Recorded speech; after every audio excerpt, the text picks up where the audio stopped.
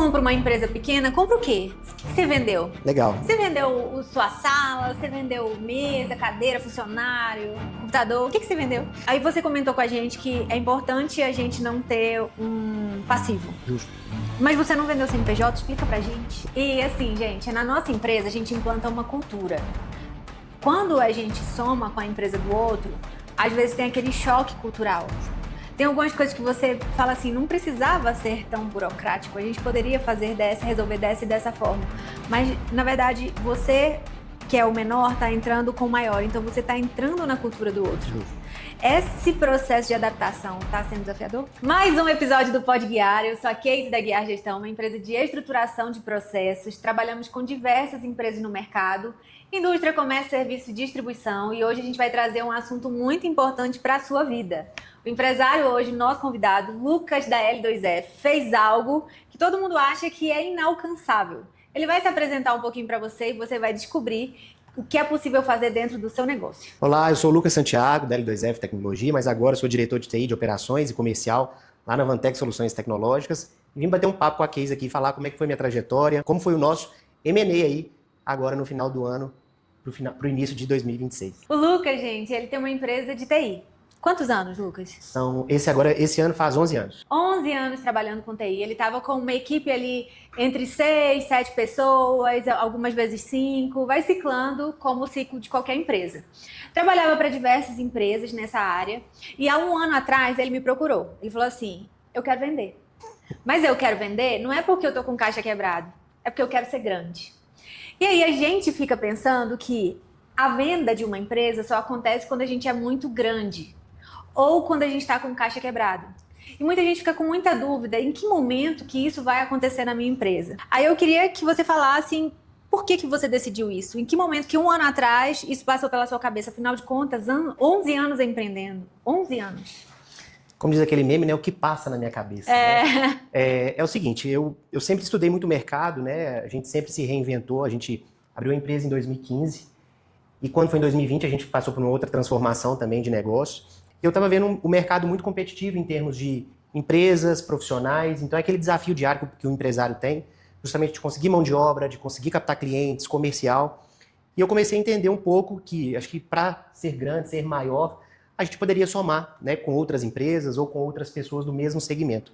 Foi quando eu comecei a tentar entender um pouco mais do que era um M&A, do que era uma compra de clientes, do que era do que era fazer uma fusão, enfim, tentar entender um pouco como eu poderia agregar com a minha estrutura, com a minha gestão, né? Como a Casey falou da Guiar Gestão, a gente sempre foi preocupado com a gestão, mesmo quando a gente tinha um funcionário só.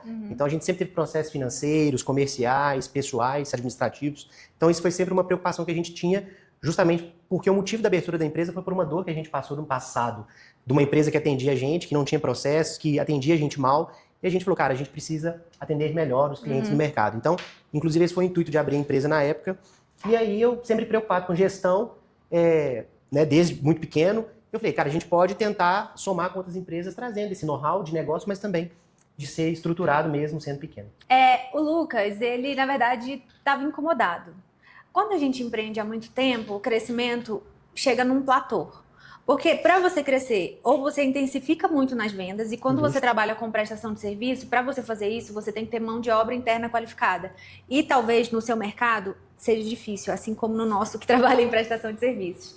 Então, para ele atender 100 clientes de uma vez, ele tem que ter equipe qualificada. São dois passos, né? Eu vendo, mas eu tenho que entregar, então eu tenho que me preocupar com essa entrega. Então, a gente não consegue ter um crescimento rápido. A gente consegue crescer estruturando, mas não rápido. E tem uma outra forma também, eu posso crescer com recursos próprios ou com recursos de terceiros, que é do banco, a gente trazendo novos investimentos para treinar as pessoas e poder fazer essa captação rápida no mercado. Ele já estava incomodado, ele queria fazer alguma mudança na empresa dele de alguma forma que ele não sabia o que era. Aí ele pensou, fazer home office, pegar clientes maiores, trabalhar só com high ticket, ficar home, o que mais que você pensou? Eu pensei em estruturar um setor comercial, né? Como você falou, a dificuldade às vezes de ter um setor comercial, principalmente na prestação de serviço. Eu sempre fui comercial da empresa, né? Então eu sempre dei a cara, então a cara, né, da L2F na época sempre foi o Lucas. Então a gente tentou criar um setor comercial, tentou trazer SDR, tentamos fechar com closer também, mas a gente viu que o brilho do dono é que fechava negócio, é que entendia a dor do cliente. Então eu falei, cara, a gente precisa começar a apostar em algumas coisas. Então uma delas foi pensar no home office, pensar em trabalhar com um ticket maior, especificando alguns serviços apenas, descartando outros. Então a gente foi moldando um pouco até chegar nessa parte aí da venda da empresa mesmo. Às vezes você tem um negócio pequeno e você acha que eu não preciso vender nem franquear, eu não consigo, porque eu sou pequeno.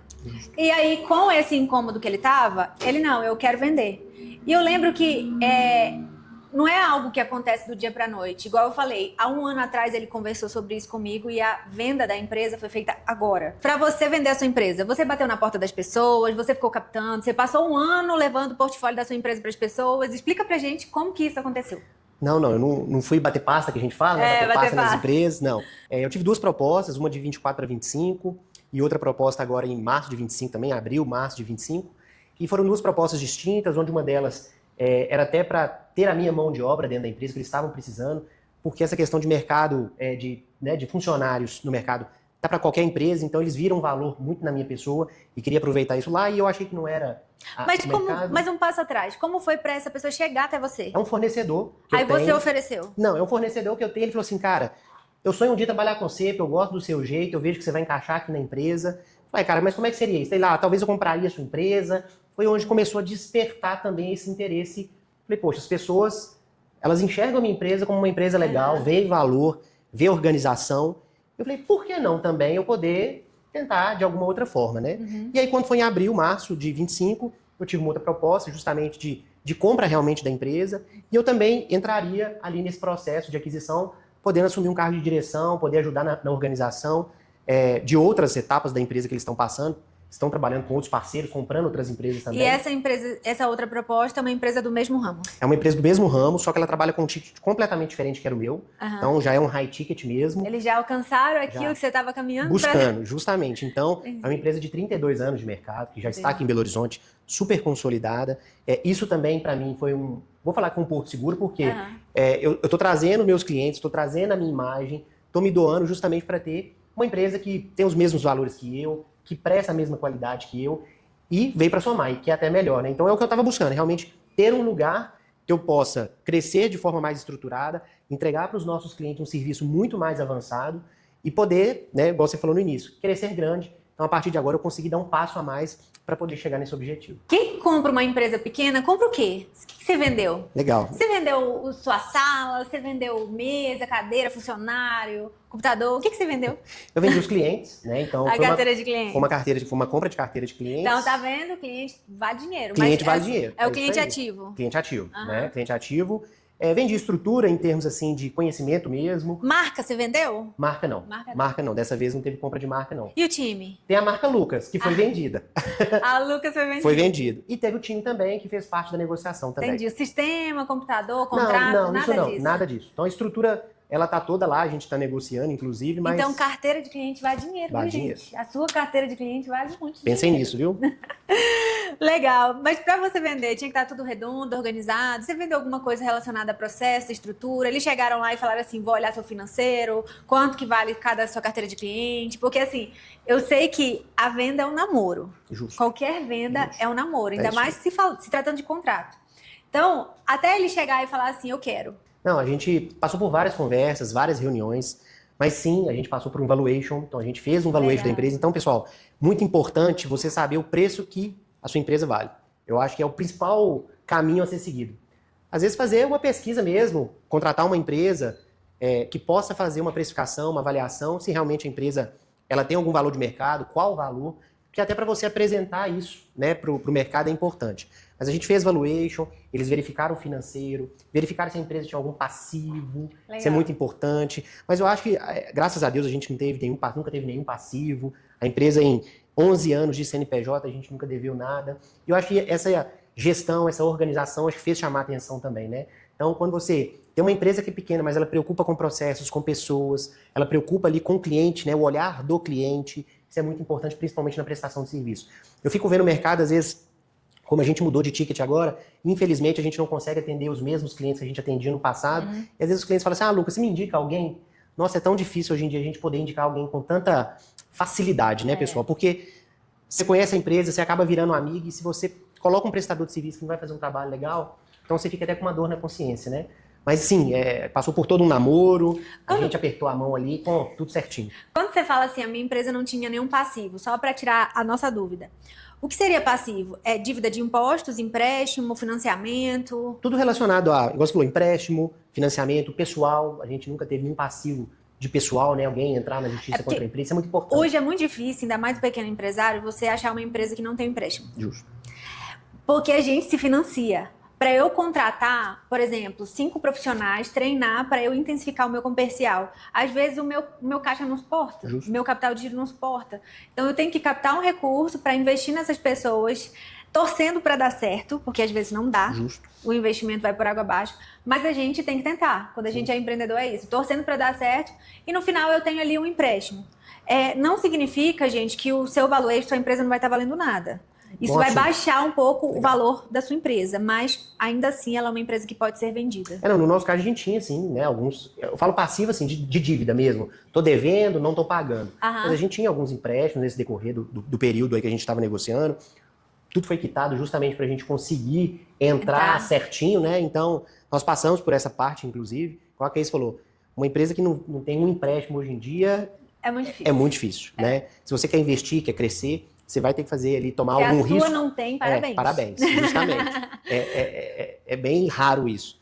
Mas a gente tinha, assim, eu falo passivo mais assim, de dívida de impostos, dívida de banco, dívida de pessoal. Graças a Deus a gente nunca teve isso lá em 11 anos, graças a Deus. E é muito importante a gente estar preparado, porque às vezes a gente quer, e a gente quer só na nossa cabeça, mas a gente nem prepara a nossa empresa para isso. A L2F, ela é uma empresa que ela já era muito organizada, o atendimento dela era muito bom, porque eu acho que numa empresa de TI o suporte manda muito. Então o suporte era muito bom, no final do mês eles mandavam quantos chamados foram feitos, como é que tá o NPS do cliente. Ela era uma empresa que ela transparecia para quem está na ponta a organização. E se isso chegava no cliente é porque internamente ela era organizada. Então a importância de a gente se preocupar com a gestão das pessoas, dos processos, como as coisas andam, isso tem valor de mercado e tem valor no mercado, né? Quando a pessoa compra uma empresa, Lucas, ele assume 100% a operação ou não? Na verdade a gente comprou também, né? Comprou. Essa pergunta é legal. Ele está comprando os clientes, então teoricamente ele vai assumir a operação desses clientes. Mas essa ida minha, inclusive, ela foi estratégica por isso. Porque a gente quer reter os clientes, né? A gente está passando por um momento que a L2F tem uma cultura, a Vantec tem outra cultura, né? A gente equilibra muito em valores, em percepção de cliente, então a gente consegue contribuir muito assim igual. Mas era uma cultura de empresa aqui e uma outra cultura de empresa lá. Então, desde início de fevereiro que a gente está fazendo essa transição dos clientes, então eu estou atuando muito de perto para cuidar do cliente, para que ele não sinta. Então, eu estou o tempo inteiro entendendo do que estão sendo feitos nos projetos, nos chamados, justamente para com que ele fica acolhido, não sinta essa transição. Então, a ideia é que o Lucas, além, né, de ter ido para lá para assumir outros papéis, mas nesses 3 primeiros meses, a nossa ideia é conseguir fazer uma transição tranquila, acompanhando de perto. Então está sendo bem legal, tanto para o cliente quanto para a Vantec também, que fez essa aquisição. Aí você comentou com a gente que é importante a gente não ter um passivo. Justo. Mas você não vendeu CNPJ? Explica pra gente. Legal. Existem vários tipos de compra de empresas, de aquisições, fusões. Então, tem empresa que compra o CNPJ inteiro e aí, a partir dali ele assume tudo. Algum passivo futuro, dívidas, né, igual a gente falou, de empréstimos. Então, existe esse tipo de negócio também. No nosso caso, a empresa estava interessada realmente nos clientes, porque ela queria estrategicamente ter um número maior de clientes, uma diversificação principalmente de segmentos, tá? Então essa foi uma estratégia que a gente fez e por isso é que eu fui para lá, assumir esse cargo de direção, justamente o quê? Para dar tranquilidade para o cliente. Que até então, quem que era a área... A próxima pergunta era essa, o que os clientes acharam disso? Mas eles ficaram tranquilos porque você foi. Justo. A ideia da minha posição lá é justamente essa, dar tranquilidade para o cliente, porque o relacionamento era meu, né? E continua sendo, mas com uma outra estrutura, com uma outra cultura. Então a ideia de comprar só os clientes foi essa, porque a empresa também não queria assumir nenhum passivo futuro e para mim estava tudo bem. Então, quando eu falo que não ter passivo, quitar dívida, ter empresa mais enxuta, então hoje eu tenho um CNPJ tranquilo se eu quiser administrar um outro momento, um outro dia. Se eu quiser baixar, eu não tenho dívida, eu não tenho nada e eu consigo seguir de alguma outra forma no futuro também. É um CNPJ de 11 anos, super score no mercado, então quem não quer isso, né? Então é um outro ouro que eu posso ter guardado aí para um futuro também. Gente, 11 anos empreendendo. Como é ser empregado? Eu acho, essa pergunta é muito legal. Eu sempre fui aquele intraempreendedor em toda a empresa que eu trabalhei. Eu acho que isso é um dos motivos de eu ter aberto uma empresa lá em 2015, no olho do furacão do Brasil, mudança de governo, instabilidade financeira, mas é porque eu sempre me doei muito de fazer sempre mais do que o combinado. O over-delivery que a gente fala no mundo corporativo, né? Então a minha ideia sempre foi fazer mais que o combinado. E esse projeto da Vantec é legal por isso, porque eu estou indo como empregado, né? Mas estou indo com cargo de executivo lá, e a ideia é que eu cresça um pouco mais do que isso também. Eu não quero ser só um executivo, eu falei que eu vim para ser dono realmente, então a ideia é que a gente consiga, nos próximos anos aí, conseguir ter outra posição dentro da empresa, como dono, igual eu falei, mas acho que além disso, eu sempre me disponho, me dou muito, então eu sempre estou disponível, gosto de contribuir, escutar principalmente, receber feedback. Eu sou um cara que adora dar feedback e adora receber feedback. Eu sou um cara que gosta de ser testado o tempo inteiro, então eu acho que eu estou num super lugar, que eu vou conseguir também vou conseguir aprender muito mais, vou conseguir me doar ali com coisas novas, que igual eu falei, a responsabilidade agora aumenta, são outros tipos de clientes, e eu sei que eu vou aprender muito e vou conseguir contribuir muito também. E assim, gente, na nossa empresa a gente implanta uma cultura. Quando a gente soma com a empresa do outro, às vezes tem aquele choque cultural. Tem algumas coisas que você fala assim, não precisava ser tão burocrático, a gente poderia fazer dessa, resolver dessa e dessa forma. Mas, na verdade, você, que é o menor, está entrando com o maior, então você está entrando na cultura do outro. Justo. Esse processo de adaptação está sendo desafiador? Assim, vou ser bem sincero. Você leva pra casa sua esposa, fica conversando com ela sobre tudo que tá acontecendo. Não, assim, graças a Deus tá sendo bem tranquilo por enquanto, sabe? Porque, assim, igual eu falei, os desafios são completamente diferentes que a gente tinha, eu já imaginava. Mas igual você falou, agora a gente bate um papo de assuntos um pouco diferentes lá em casa. Mas, assim, por enquanto a gente tá conseguindo seguir bem. Igual eu falei, eu tenho outros papéis para fazer lá nos próximos meses, então pode ser que a gente vai conseguir ter um trabalho maior, mas por enquanto a gente tá conseguindo se adaptar bem. Estão bem satisfeitos com essa chegada minha lá. A gente conseguiu somar bastante, acrescentar bastante com o time deles, então tá bem legal. Quando a mosquinha do empreendedorismo pica a gente parece que ativa o modo criação. Com dinheiro em caixa, trabalhando igual você tá produtivo, quantas empresas você já pensou em criar? Boa pergunta. Porque não tem jeito. Eu não esqueço, Casey, uma vez você virou pra mim e falou assim, não lembro quando, na história que a gente se conhece, você falou assim, Lucas, você é o tipo do cara que eu acho que você nunca vai trabalhar de CLT mais na vida. Né? E realmente, assim, eu não tenho esse perfil mais. Mas eu já pensei em abrir mais de 10 empresas. De vários tipos de ramos. Nesses 11 anos, eu já tive mais de 10 ideias. Mas e agora, nesse processo de transição? Ainda tem. Vou confessar que ainda tem. Mas vamos focar na Vantec, meu plano A. Ele tá focando na Vantec e talvez há uma possibilidade até dele entrar no quadro societário, Justo. porque isso, gente, a possibilidade é para todo mundo que atua nas empresas. Se a gente faz só o que a gente foi contratado, a gente tá no nosso papel de empregado. Agora, se a gente faz além do que a gente foi contratado, os empresários enxergam a gente como um parceiro, como um intraempreendedor. E aí, quem sabe você não pode entrar no quadro societário. Eu converso com vários empresários todo dia e eu vejo que isso está muito aberto, desde que as pessoas também queiram e se comportem para isso. Só que como ele já vem 11 anos de cabeça empreendedora, eu tenho certeza que ele não vai ficar quieto, vai fazer um diferencial, não vai se comportar como um funcionário. E se lá não der certo, eu tenho certeza que ele vai abrir um negócio. Sem dúvida.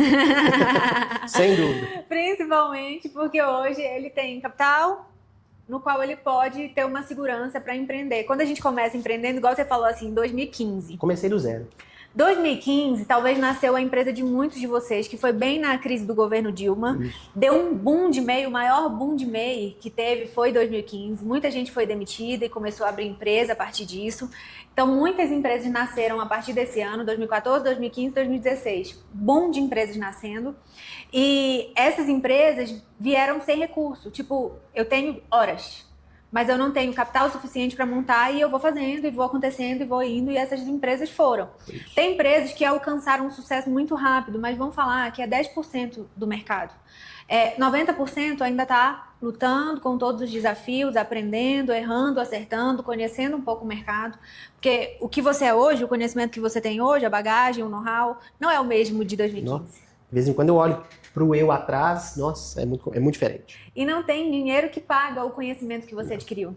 Né? A maturidade, saber, fulano tá na malandragem, ciclano não, essa pessoa com certeza é uma pessoa séria. A gente passa até esse feeling de conhecimento das pessoas que lá atrás a gente era inocente. Não, e até de mercado mesmo, negociação principalmente. Então, assim, foi um momento que, acho que a maior escola que eu tive foram esses 11 anos. principalmente na área comercial mesmo, que eu nunca atuei. Eu sou formado como analista de sistemas, fiz pós-graduação, né, depois da empresa em gestão de negócios, mas trabalhei na parte operacional por muitos anos, então nunca tive nenhuma experiência comercial. Então foi algo que eu consegui desenvolver muito, né, nesses 11 anos. Foi muito legal e é onde eu me encontrei, né? Eu sou um cara extremamente de estar com o cliente, apertar na mão, olhar no olho, gosto de estar dentro do cliente. E é TI, viu, gente? Comercial, TI. Eu tive um time no passado que falava assim, Lucas, eu acho que você é o único cara que é de TI, mas que tem esse feeling de comercial. Porque todo mundo é aquele pessoal assim, né? Mais concentrado, olho ali no teclado, nem na tela ele olha direito. Mas graças a Deus, assim, eu consegui equilibrar esses dois lados, que eu acho que foi fundamental para o sucesso da empresa. Quando a gente é técnico e vira o comercial da nossa empresa, porque eu também me considero técnica, sou técnica demais. Mas aí a gente tem que ir para a linha de frente do comercial da empresa, a gente desenvolve essa habilidade, não é algo que a gente nasce com ela. Muito pelo contrário, eu odiava falar em público. Mas para a gente fazer o nosso sonho acontecer, é necessário a gente se colocar ele na linha de frente. E eu acho que essa comunicação e essa desenvoltura do Lucas, essa habilidade que ele desenvolveu, que é uma skill, fez com que ele conseguisse vender a empresa. Comunicação é uma habilidade que a gente desenvolve empreendendo também. E isso faz parte da maturidade do negócio e da maturidade do empresário. Então, para vender, a comunicação foi importante, a organização foi importante. Ele está sempre atento, porque afinal de contas, quem que vai comprar o seu negócio? Não é uma pessoa que nunca trabalhou, a probabilidade disso é muito baixa. Ou é uma pessoa que já tem uma empresa igual a sua, ou é um fornecedor, ou é um parceiro. Então as pessoas estão ao nosso redor ali. E a gente tem que ficar atento para isso. Então ele estava com o alerta ligado. Conversando sobre isso o tempo todo, falando com as pessoas ao redor, e uma hora deu certo, ele não foi bater pasta. Você não precisa bater pasta, mas você precisa estar organizado, se comunicar com as pessoas e trazer os parceiros e clientes para bem perto de você, que uma hora a oportunidade vai vir. É o que eu falo assim, acho que a dica que eu dou também para todo mundo, principalmente quem está assistindo a gente, é o seguinte: a empresa ela foi feita para quebrar, para ser vendida ou para fazer uma sucessão, né? Então, a gente precisa estar preparado para essas três coisas, principalmente. Então, eu me preparei um pouco para isso. Falei, cara, eu quero crescer. O que eu preciso fazer para crescer? Ou vou fazer uma sucessão? Meu filho tem 6 anos. Então, assim, vai demorar demais. Então, eu vou me preparar para uma venda. Então, o que eu falo é, se organizem, invistam em gestão, né? Guiar gestão, invistam em gestão, pessoal. Se organizem financeiramente. Então, a ideia é que vocês estejam sempre preparados para qualquer oportunidade. Eu falo que o cavalo arriado só passa uma vez, né? Então, a gente precisa estar preparado para montar nele e justamente poder viver o extraordinário, sem dúvida. Gente, Lucas, te desejo todo o sucesso do mundo. Muito Eu acho que essa nova fase é algo que muitos estão procurando e ainda não conseguiram fazer. E você conseguiu realizar. E eu sei que, independente da Vantec, você vai realizar em qualquer área que você entrar. Porque você é um cara fazedor. Você vai lá e faz, você realiza. Sem desculpa. E eu acho que todo empresário tem que ser isso. Tá chovendo, tá ruim, tá calor, não importa. Vamos fazer o negócio acontecer, porque as coisas só acontecem para quem trabalha. Sem dúvida. É isso aí. Obrigada, gente. Obrigado, espero pessoal. Que o Lucas tenha contribuído com vocês. Segue ele nas redes sociais. Qual que é o seu Instagram? É Lucas R. Simões. Isso, Lucas R. Simões. Qualquer dúvida que vocês tiverem, vocês podem perguntar para ele, colocar aqui nos comentários. Curte a gente também, esse conteúdo é gratuito, pode te ajudar e ajudar muita gente. Então ajuda a gente a estar aqui contribuindo para muitas pessoas e derramando conhecimento para a vida de vocês.